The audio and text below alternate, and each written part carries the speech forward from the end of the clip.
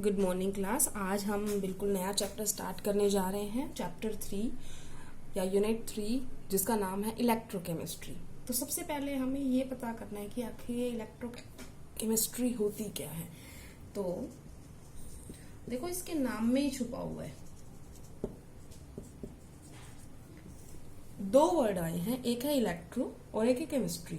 तो केमिस्ट्री तो आपको पता है क्या होती है, केमिकल कंपाउंड्स, उनकी रिएक्शंस, कितना रेट ऑफ रिएक्शन। यहाँ पर जो इलेक्ट्रो आया है, इसका मतलब क्या है, यहाँ पर दो चेंजेस की बात हो रही है। या तो इलेक्ट्रिसिटी केमिकल एनर्जी में, या केमिकल एनर्जी इलेक्ट्रिकल एनर्जी में। तो हम क्या कह सकते हैं कि इलेक्ट्रोकेमिस्ट्री क्या होती है, सॉरी, ब्रांच ऑफ केमिस्ट्री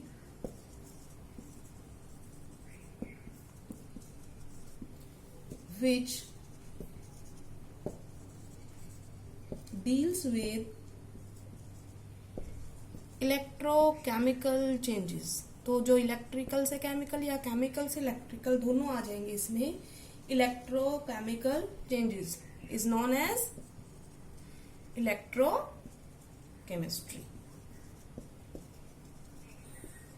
अब बात करते हैं कि चलो ये पता चल गया कि हमें इलेक्ट्रोकेमिस्ट्री में इलेक्ट्रिकल से केमिकल एनर्जी में चेंजेस वाले या केमिकल से इलेक्ट्रिकल एनर्जी चेंजेस वाले पढ़ने हैं।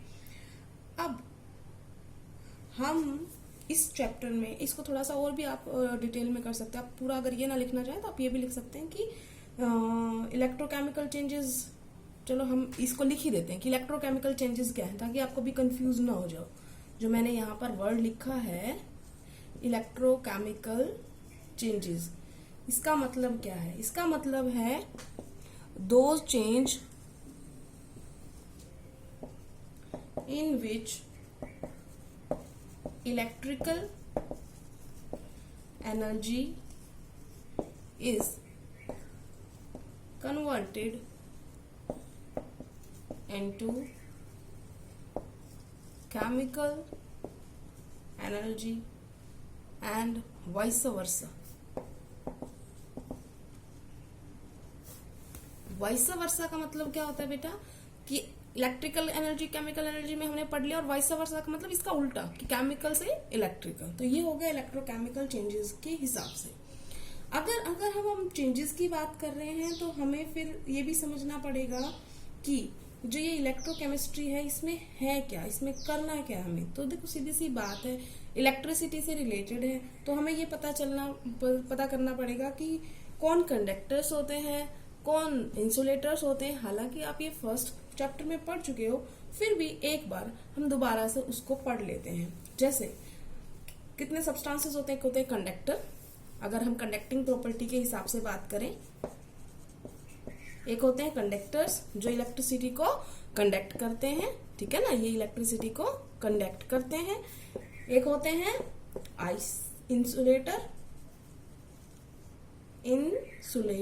इंसुलेटर जो होते हैं ये इलेक्ट्रिसिटी को कंडक्ट नहीं करते। और एक होते हैं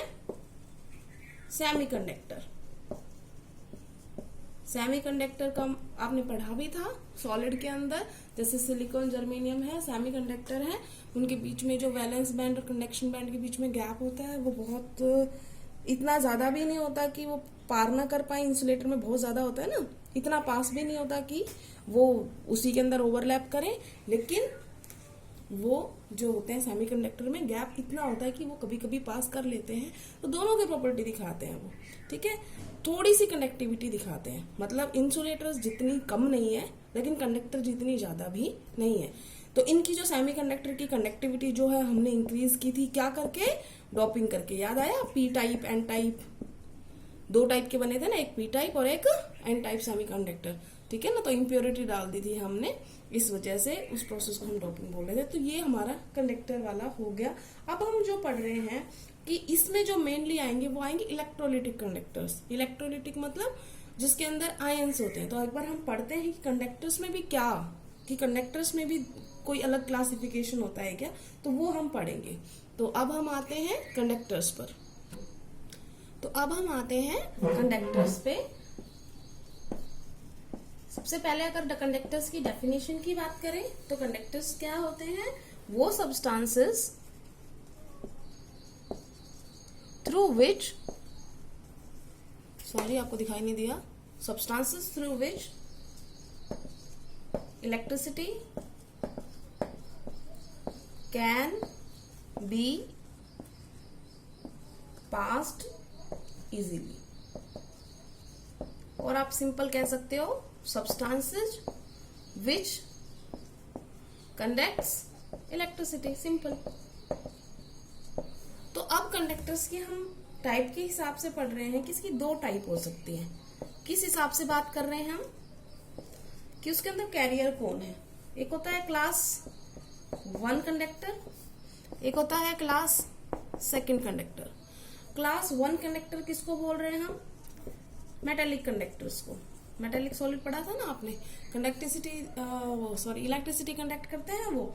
तो उसके अंदर कौन होता है पार्टिकल, या कौन होता है वो जिसकी वजह से मेटल्स के अंदर पॉसिबल है इन कंडक्शन का करना। इलेक्ट्रॉन्स पॉसिबल है ना, किसकी वजह से? इलेक्ट्रॉन्स की वजह से। इसका मतलब इनको हम क्या बोलते हैं?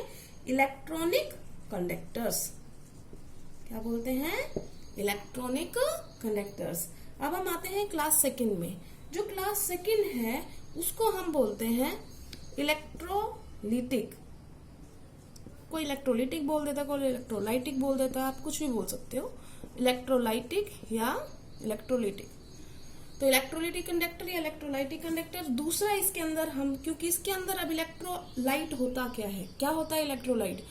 जो आयंस प्रोड्यूस करते हैं, जिनके अंदर जैसे NaCl है। NaCl एक इलेक्ट्रोलाइट है क्योंकि एक ऐसा सब्सटेंस है ये आयन फर्निश करेगा। तो जो आयन फर्निश करते हैं उनको हम इलेक्ट्रोलाइट्स बोलते हैं। NaCl, KCl, जितने भी आयनिक सॉलिड्स होते हैं ज्यादातर वो इलेक्ट्रोलाइट होते हैं क्योंकि वो आयंस देते हैं। तो इसका मतलब ये क्या हो गए, किसकी वजह से रिस्पॉन्सिबल होती है इनके अंदर कंडक्शन? आयन से। इस वजह से इनको हम बोलते हैं आयनिक कंडक्टर्स। अब इन दोनों में डिफरेंस क्या है? इनके नाम में ही डिफरेंस है।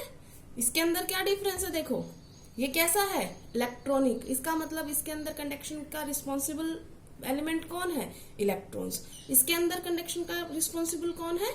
आयंस। ठीक है ना, कैटायंस या एनायंस जो भी होंगे वो आयंस मिलते हैं, उनको बोलते हैं। तो इसके अंदर मोबाइल इलेक्ट्रॉन्स है, इसके अंदर मोबाइल आयंस रिस्पॉन्सिबल है। एग्जाम्पल आप दे सकते हैं, ठीक है, एग्जाम्पल दे दीजिए। फॉर एग्जाम्पल हमने इसका एग्जाम्पल लिया, जितनी भी मेटल्स आप ले लो, copper, silver, gold, sodium, magnesium, aluminium, कोई भी लिख दो आप, सारी मेटल है। इसके अंदर कोई भी आप आयनिक कंपाउंड लिख दो, NaCl, AgCl, CuSO4। बेटा ये ध्यान रखना कि जो मैंने ये सारे बोले हैं, सॉलिड में कोई भी कंडक्शन नहीं दिखाएगा। क्यों नहीं दिखाएगा? क्योंकि वो बहुत स्ट्रांगली बॉन्डेड है। लेकिन इलेक्ट्रोलाइट का मतलब ही क्या होता है कि वो अपने सॉल्यूशन में आयंस फर्निश करे।